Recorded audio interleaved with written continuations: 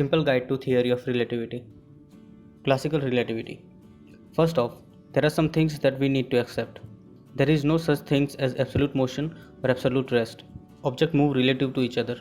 For example, imagine two people playing catch in the moving train. The train is moving constant speed at a constant speed of 60 km per hour, whereas the person are also moving with it at 60 km per hour. They could easily think they are standing still. Where the people throw ball at 5 km per hour, they observe that the ball they have thrown is 5 km per hour.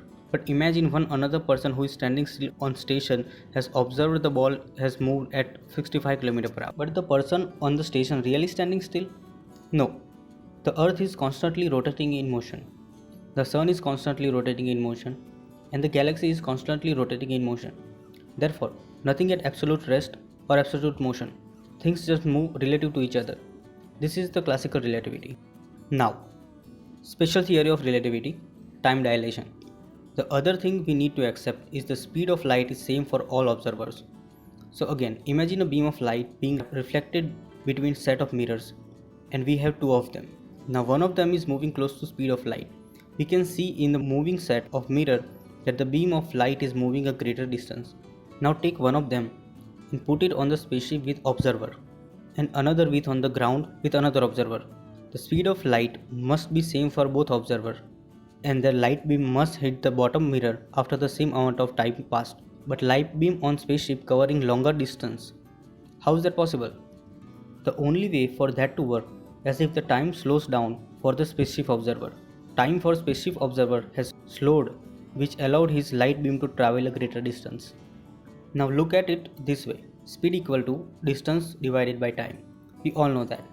In distance for spaceship observer is more than the value of his time must be more. This means time has slowed down for spaceship observer. This is called time dilation. This is going against what we experience on a practical level. For that, stop thinking time as a fixed unit for everyone. Time is relative. Now, special theory of relativity, length contraction. We talk how the speed of light remains same for both of the observers, because while the distance for spaceship observer light beam travel is more, his time is dilated. However, distance and time don't increase by the exact same amount. In fact, time doesn't actually dilate enough to account for the speed to remaining the same for both. Something else happens, length contraction. When the object is moving close to the speed of light, not only does time slows down, but the object itself contracts. This is called length contraction.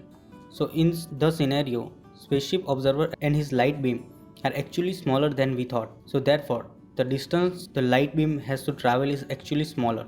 In short, time dilation and length contraction work together to ensure that the speed of light remains same for both of the observers. Einstein preferred to think space and time as one entity. He called it space-time. Now, time travel. Time slows down for object moving close to speed of light, and time stop at the speed of light. It then follows that time must go backward if object move faster than speed of light. So far, achieving speed of light seems impossible because at speed of light, object increase in mass rather than speed, and it would take infinite amount of energy for an object to achieve the speed of light. This is the reason why we cannot travel back in the time. Now, general theory of relativity. Special theory of relativity only works for things moved at constant speed. What about when object sped up? What about gravity? And for that to understand what is gravitational pull after all, Einstein theorized that object wrapped space-time around it, causing it to become curved, and as a result object experience gravitational pull to each other. This is the general theory of relativity. We are currently using general theory of relativity in modern GPS system, which can pinpoint our location with extreme accuracy. Also, in 1971, an experiment was conducted with 4 super accurate atomic clocks, which were set to the exact same time as a reference clock. The clocks were placed aboard commercial flights and the planes flew twice around the world.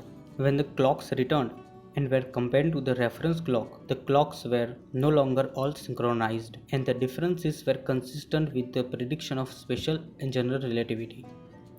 It should give you a core idea of special and general theory of relativity. So that's it for today's video. Peace.